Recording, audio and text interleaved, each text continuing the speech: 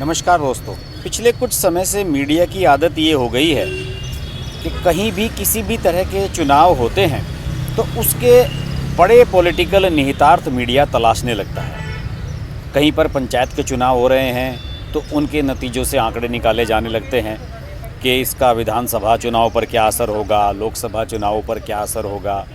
नगर निकाय चुनाव होते हैं, लोकल बॉडी के चुनाव होते हैं तो उनसे ये आकलन किया जाने लगता है कि किस पार्टी का वजूद कहाँ बढ़ रहा है, किस पार्टी का वजूद कहाँ पर कम हो रहा है।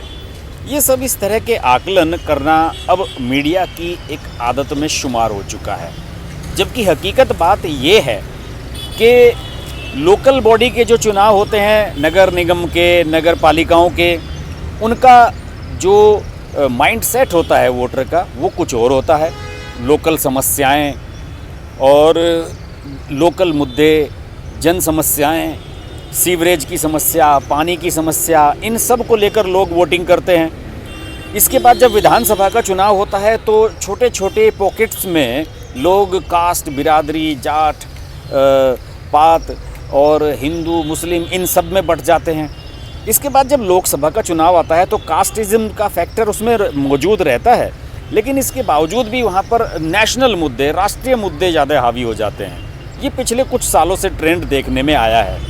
लेकिन हमारे मीडिया की आदत ये है कि वो लोग तलाशने लगते हैं कुछ ऐसे मुद्दे कि जिनसे उन्हें मसाला मिले, कंटेंट मिले, और पॉलिटिकल पार्टियों के सामने वो इस तरह का प्रेजेंटेशन करने लगते हैं कि देखिए अब ये नगर निकाय के चुनाव हुए तो ये इनके नतीजे इस वजह से ऐसे आए हैं, जबकि ऐसा होता नहीं है। अभी पिछले दिनों हरियाणा और पंजाब में नगर निकाय के चुनाव हुए, निगमों के, नगर पालिकाओं के, उसमें बीजेपी को करारी हार का सामना करना पड़ा। पंजाब में बीजेपी की सरकार है नहीं, कैप्टन अमरिंदर की कांग्रेस सरकार है, कांग्रेस ने ज़्यादातर सीटें जीती। हरियाणा की कुछ सीटों पर बीजेपी को एक आध पे सफलता मिली, कुछ पर नहीं मिली।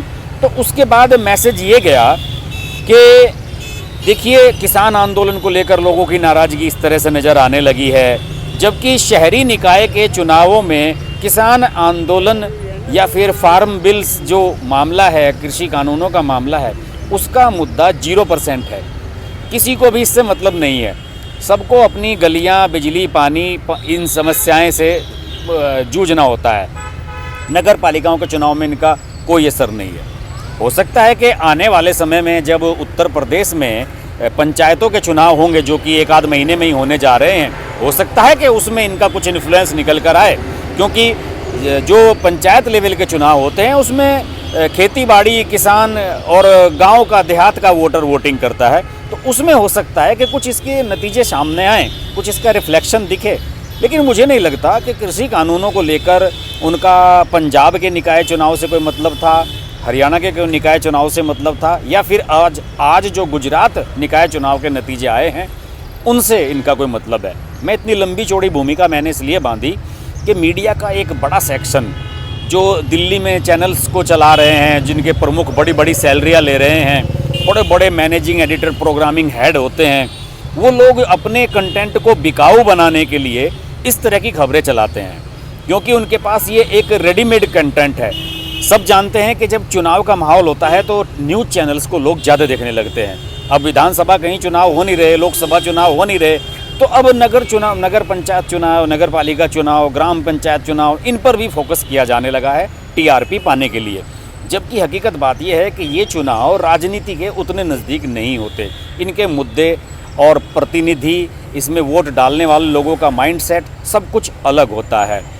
गुजरात के जो नतीजे आ रहे हैं, गुजरात में नगर निकाय के चुनाव हुए हैं, और मैं आपको यहाँ बता दूं कि यहाँ पर जो अभी तक नतीजे सामने आ रहे हैं उसमें ये नज़र आया है कि बीजेपी ने यहाँ पर जो 6 नगर निगम हैं गुजरात के, वहाँ पर अपना झंडा बरकरार रखा है।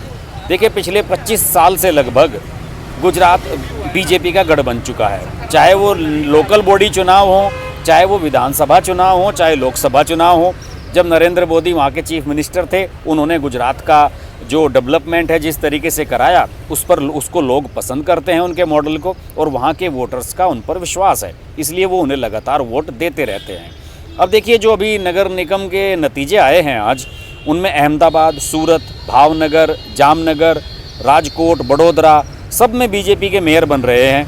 और कांग्रेस की इसमें भद पिट रही है। आपको मैं बताऊं कि 1 साल बाद यहाँ पर विधानसभा चुनाव होने हैं 2022 में, और पिछले चुनावों में 5 साल पहले कांग्रेस ने ठीक ठाक प्रदर्शन किया था और थोड़ा सा जोर लगाया होता तो यहाँ सरकार बना सकती थी। आपको ध्यान होगा, राहुल गांधी मंदिरों में गए थे, जनेऊ पहने थे और काफ़ी कुछ किया था राहुल गांधी ने, और उसका प्रभाव उन्हें नतीजों में देखने को मिला था। जबकि गुजरात में बीजेपी को झटका लगते लगते बचा था, क्योंकि नरेंद्र मोदी के केंद्र में आ जाने के बाद पहली बार चुनाव हो रहे थे वहाँ पे।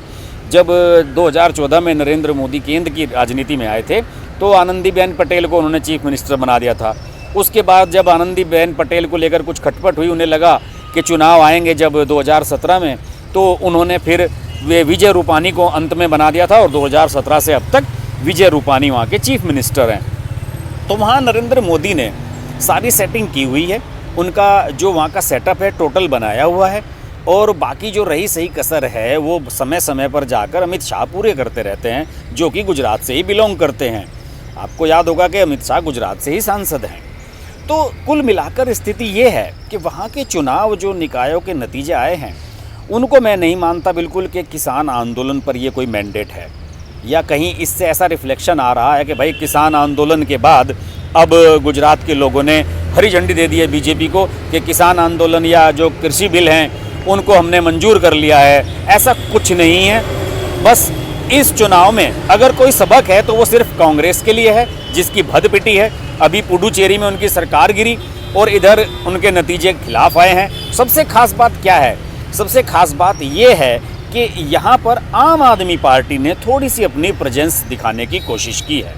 जी हाँ, आम आदमी पार्टी यहाँ पर एकदम थोड़ी सी उभर के आई है सामने, और यहाँ पर जो जानकारी मिल रही है वो ये मिल रही है कि यहाँ की जो 79 सीटों का रुझान आ रहा है, सूरत में ख़ास तौर से उनका अच्छा खासा प्रदर्शन है, तो उसमें दूसरे नंबर की पार्टी केजरीवाल की उभर कर सामने आई है, और बीजेपी की 90+ सीटें आई हैं और इनकी 22-23 के करीब सीटें उसमें आई हैं। इस तरह का माहौल वहाँ पर नज़र आ रहा है। एग्जैक्ट फिगर अभी इसकी आई नहीं है।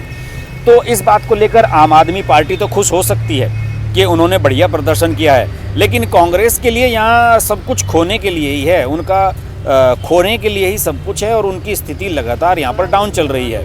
आपको मैं बताऊँ कि कांग्रेस के लिए यहाँ बहुत बड़ा सबक है। कांग्रेस ने पिछले साल हार्दिक पटेल को कांग्रेस का अध्यक्ष बनाया था, कार्यकारी अध्यक्ष यहाँ का, गुजरात कांग्रेस कमेटी का, है ना। और पाटीदार आरक्षण आंदोलन से चर्चित हुए हार्दिक पटेल ने पूरे गुजरात में निकाय चुनाव के लिए जमकर प्रचार किया, लेकिन नतीजों पर उसका कोई प्रभाव नहीं है। हार्दिक पटेल का इंप्रेशन वहाँ पर सिर्फ वही गया है जैसे कहीं कन्हैया कुमार का गया था बिहार के चुनाव में। कन्हैया कुमार को कम्युनिस्टों ने टिकट दे दिया था गिरिराज सिंह के सामने, और राष्ट्रीय लोकदल जो ये इसकी लालू प्रसाद यादव की पार्टी है आरजेडी, इसने कन्हैया से कुछ जगह प्रचार भी करवाया था, लेकिन उसके बावजूद भी कोई इंप्रेशन नहीं हुआ था। 4.5 लाख वोट से कन्हैया कुमार खुद भी हारे थे।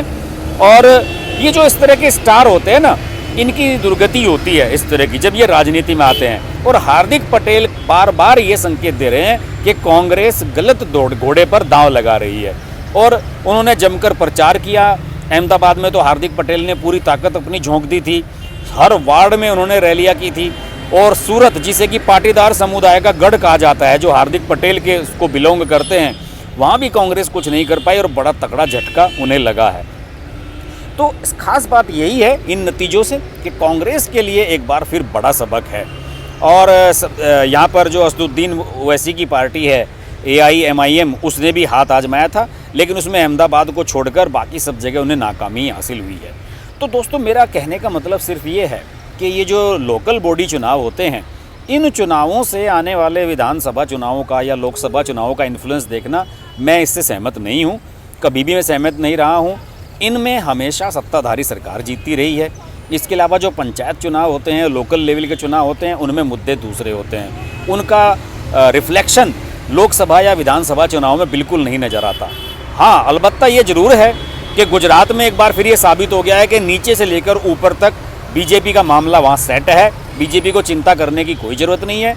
चिंता करने की ज़रूरत है तो कांग्रेस को, जिन्होंने हार्दिक पटेल जैसे लंगड़े घोड़े पर दांव लगाया है, और ये दांव उनका फेल हो रहा है। अब 2022 में जब यहाँ विधानसभा चुनाव होंगे उससे पहले राहुल गांधी को और कांग्रेस को ये सोचना होगा कि वो यहाँ किस रणनीति के साथ मैदान में उतरें।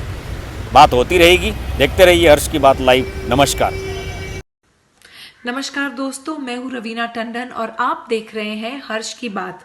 हर्ष जी एक बहुत ही सीनियर और बहुत ही समझदार जर्नलिस्ट हैं एंड मेरे मित्र भी हैं। तो बहुत खुशी है मुझे आपको बताने के लिए कि उनका ये जो YouTube चैनल है बहुत ही कामयाब है और उसके लिए मैं उनको बहुत मुबारकबाद देना चाहती हूँ। एंड एक चीज़ ज़रूर कहूँगी उनके लिए कि वो बहुत एक अच्छे इंसान भी हैं। इंसान होना बहुत ज़रूरी है लाइफ में, क्योंकि वो अपने आप अपनी लिखावट में आ जाता है। तो बहुत ही कम ऐसे हमारे होनहार जर्नलिस्ट रह गए हैं हमारी इंडस्ट्री में जो सोचकर और समझदारी के साथ, रिस्पॉन्सिबिलिटी और जिम्मेदारी के साथ आर्टिकल्स लिखते हैं। सो कॉन्ग्रेचुलेशंस हर्ष जी, एंड आप लोग ज़रूर देखिए, लाइक कीजिए हर्ष की बात।